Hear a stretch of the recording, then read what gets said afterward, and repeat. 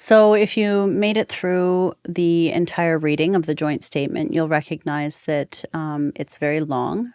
And in some of the work that we have done at the Saanich Leadership Council was providing information that sort of distilled or summarized the work that we did with the joint statement to some of our neighboring communities, um, like such as Songhees and Esquimalt, or even other Douglas Treaty First Nations, such as like Slanaimo. So if you want some of the key points, I'll draw on some of the key points of the joint statement for you.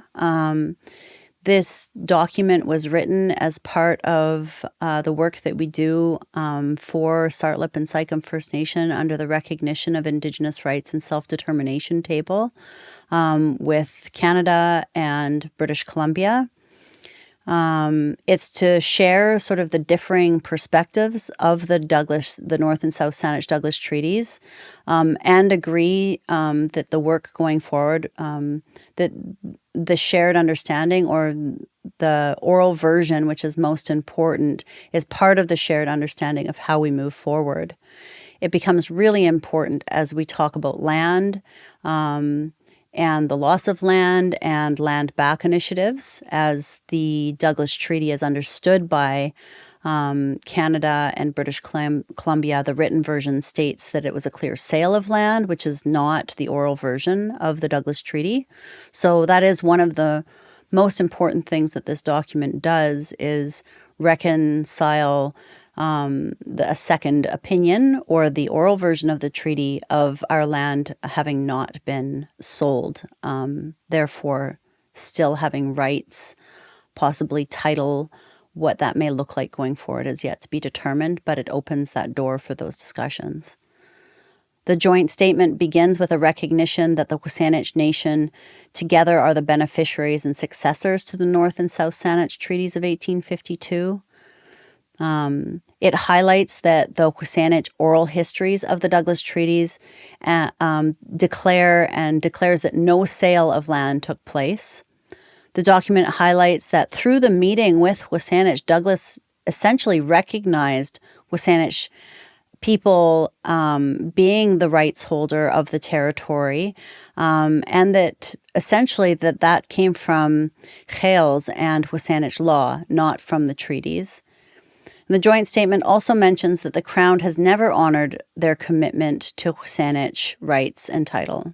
In the joint statement, Canada and BC acknowledge that the lack of recognition of the Douglas treaties has caused harm to the Saanich Nation, and that Canada and BC have an obligation to respect the constitutionally protected rights provided for in the North and South Saanich Douglas treaties. The document concludes with a recognition of the differing perspectives of the Douglas treaties and a commitment to implement the treaties based on a shared understanding. What that means going forward is not yet defined. It's not a clear definition, and I don't think it will ever be. Work that the WLC does with our contributing First Nations, Tsartlip and Sycam, really look to open up the door, as we've seen a narrowing of available land as other governments make decisions and take up space. What does that really look like for our youth and our future generations to come in 100 years?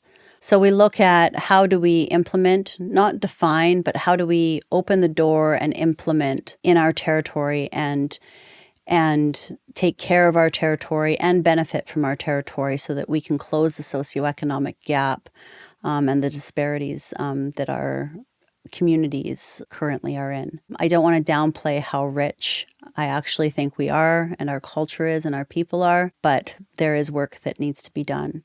So if you have interest in having further conversations about this topic, if you're interested in other work that the Saanich Leadership Council is doing, if you have concerns about it and want to talk and see if we can answer some of those concerns, please feel free to connect with us at the Saanich Leadership Council. Hi, Kasiam.